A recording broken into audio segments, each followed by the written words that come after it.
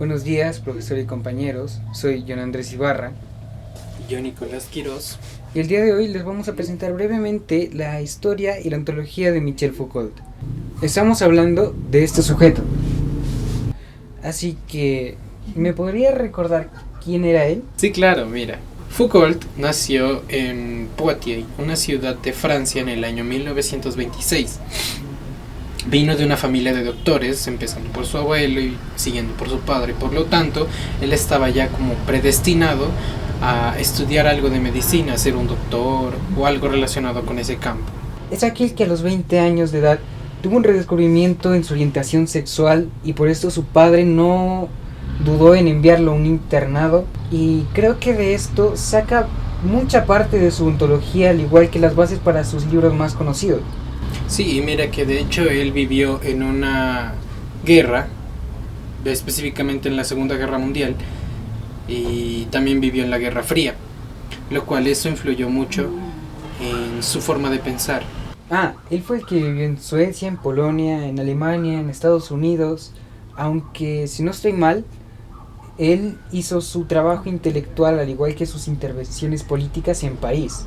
Sí, mira, y te completo esa parte. Él se graduó en psicología y trabajó durante varios años en un hospital psiquiátrico, el cual le ayudó a acumular experiencia a tal grado en el que él pudo escribir un libro, su primer libro. Es la historia de la locura en la época clásica de 1961.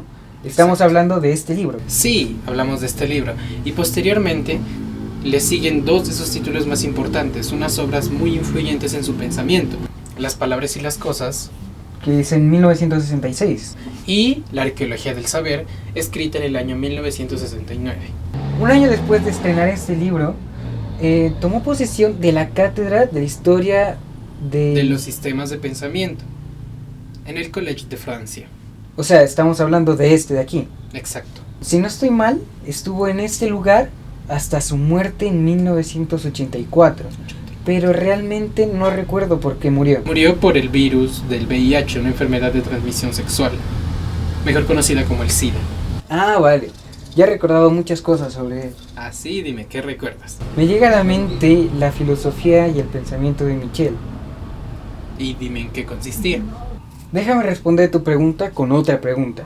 ¿Alguna vez te has puesto a pensar por qué algunas cosas las ves normales y otras las ves como extrañas, como raras? Bueno, de hecho sí me he puesto a pensar en eso. Sin embargo, aún no llego a la conclusión de por qué en algunas partes ciertas cosas se ven normales y en otros lugares no. Ciertamente, como tú dijiste, esto cambia mucho por la ubicación geográfica, pero también olvidas otro factor: es el tiempo. El tiempo también hace cambiar la forma en la que nosotros vemos las cosas normales. Te das cuenta, como por ejemplo, en el rol de la mujer hace 100 años era muy distinto a lo que se pensaba en esa época a lo que pensamos ahora. Por ejemplo, la mujer de esa época estaba encargada de los oficios hogareños, de mantener a los hijos. Ser un ama de casa. Eso. Sin oportunidades de más. En cambio, el rol de la mujer ahora es muy distinto. Tiene las mismas oportunidades que los hombres y también incluso tiene mejores cosas. Hasta pueden votar. Cosa que hace 100 años no se podía. Ahora bien, con esto, ¿te has puesto a pensar quién define la normalidad? ¿El Estado? ¿El poder? ¿Las distintas clases de poder? Sí es el poder, pero Foucault pensaba en otro tipo de poder. Las relaciones de poder. Exacto. A ver, háblame de eso. Las relaciones de poder se establecen en cada vínculo que estamos nosotros. Por ejemplo, de padre a hijo, de profesor a alumno. O de empresario a oficinista. Exacto. Cuando tu mamá te manda a hacer algo, ella tiene el poder sobre ti. Dentro del hogar. Exacto. Porque ella también tuvo que servir al poder que sus padres tenían sobre ella. Relación de poder madre-hijo. Exacto. Ya, como de padres también. Exacto. Ya. Tú vas a tener ese mismo poder si llegas a tener hijos. O pongámoslo en un contexto diferente. Tienes una empresa. Tú tienes el poder sobre tus empleados y ellos responden a tu poder. Relación de poder. Exacto. Laboral. Exacto. Ya. Esa idea viene infundida desde el Mayo francés de 1968, ¿Sabes de qué trató esto? No, la verdad no sé. Esto fue una crítica a la autoridad, en todos los ámbitos. ¿Era un libro? No, fue un movimiento social que hasta el día de hoy todavía se recuerda. Este movimiento fue algo raro, principalmente porque sus líderes no estaban muy claros del todo y se hizo de una forma muy desorganizada. Pero esto fue bueno, porque mucha gente se dio cuenta que el poder era muy inflexible. Porque era... Como muy rígido. Exacto, porque era muy jerárquico. Es decir, que alguien que estaba aquí arriba de la pirámide mandaba a todos estos que estaban aquí abajo. Y eso, Michel Foucault dijo que no era así, y que en realidad el poder tú lo ejerces, yo lo ejerzo, y por ende tú eres víctima y yo soy víctima en algunos casos. Ah, todos podemos ser víctimas. Como también podemos ejercer el poder. Ah. Recordemos que estábamos en medio de la Guerra Fría, que estaba entre el capitalismo y el comunismo. Estando en la Guerra Fría, si no me equivoco, el Mayo francés de 1968 dio paso a que muchos filósofos y pensadores dejaran de divagar y perdieran el miedo a formar partidos políticos, los cuales se irían presentando. Y algunos otros tomarán otras ramas de la filosofía. Te puedo nombrar una, la cual es la antropología.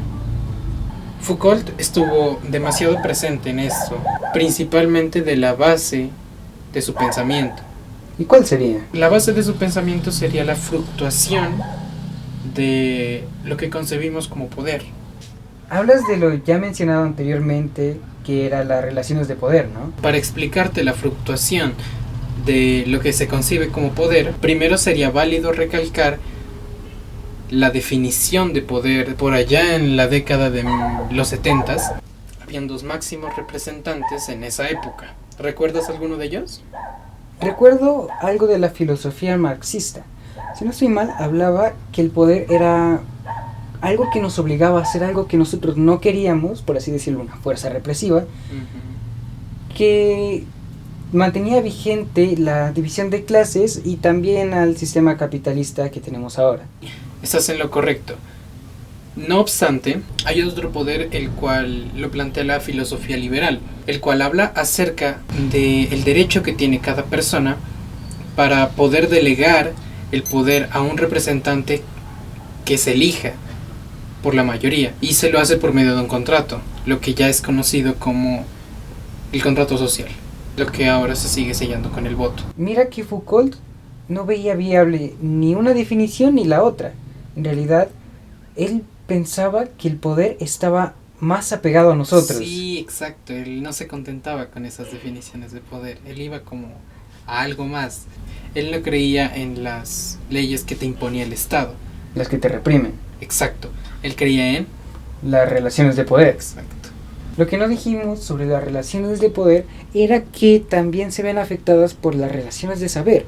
Es decir, si tú sabes algo más que yo y tú me quieres enseñar ese algo, tienes el poder sobre mí. Con esto, y una vez deconstruida la idea del poder como se pensaba en 1970, viene lo que él mismo llama como las sociedades de normalización.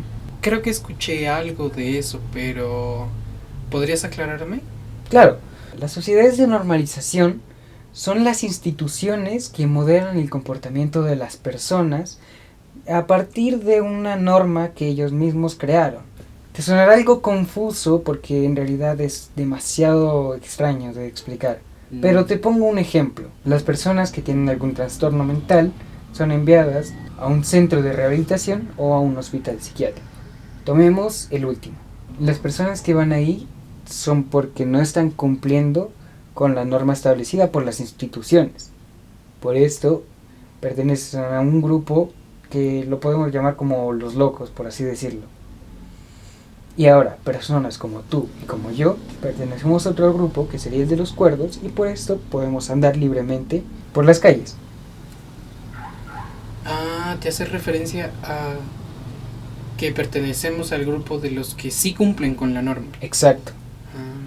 Y a eso se refiere con sociedades de normalización. Exacto. Como dije antes, tú y yo somos parte de la norma. Por esto somos producto de las sociedades de normalización. Nosotros fuimos forjados a partir de las instituciones que nos educaron. Por ejemplo, la familia, el estudio. En el caso de los creyentes sería también la iglesia. También podría ser. Porque su religión es la que les impone eso.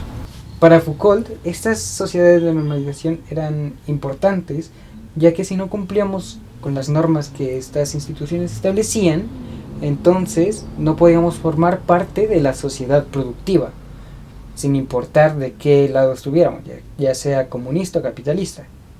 Ahora, teniendo todo esto en claro, vamos a usar una metáfora que el mismo Michel Foucault usaba para explicar el ejercicio del poder, el panóptico.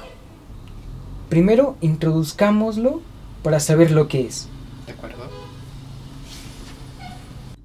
El panóptico era un tipo de arquitectura carcelaria ideada por el filósofo Jeremy Bentham hacia fines del siglo XVIII.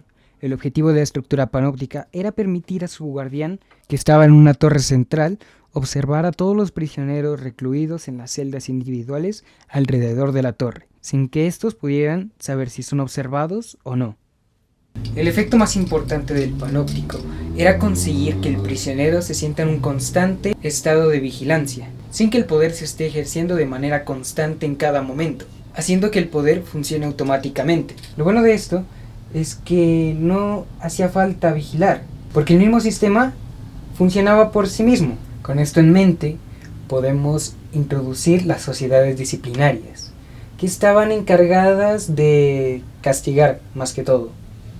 En eso se basaba. Básicamente eran las que se encargaban de los castigos y las sentencias de cada persona. Si no mal recuerdo, un problema bastante habitual y que tenía bastante peso en eso de los castigos medievales era el costo. Te agrego a eso que el sistema era muy ineficiente y algunos crímenes quedaban impunes. No funcionaba muy bien y con la llegada del capitalismo, que lo revolucionó todo, tenía que cambiar totalmente. Este sistema, al ser un fracaso, tenía que mejorarse. Que no sea una pérdida económica, sino que vaya al mismo ritmo que el sistema ya implantado. Un ejemplo más cotidiano es cuando tú estás haciendo una tarea. Cuando haces la tarea y estás solo, tienes la libertad de jugar, de hacer otras actividades diferentes a la tarea.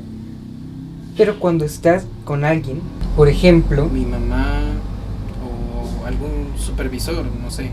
Sí, cuando estás con ellos te genera una presión, lo que te hace actuar de una forma diferente y hacer la tarea de manera juiciosa, por así decirlo. Lo mismo pasa en las calles, con las cámaras. Ya. Sin ir más lejos, la vigilancia es lo que nos hace actuar dentro de la norma. Lo que pasa en la cotidianidad, prácticamente. Un aspecto bastante importante para resaltar en el pensamiento de Foucault es la biopolítica. ¿Me puedes decir de qué se trata? A eso voy. En la biopolítica hay una peculiaridad bastante curiosa. En esta, la principal preocupación es la vida de las personas. ¿Sabes de lo que te hablo? Tengo una idea, pero si me la puedes dejar un poco más clara.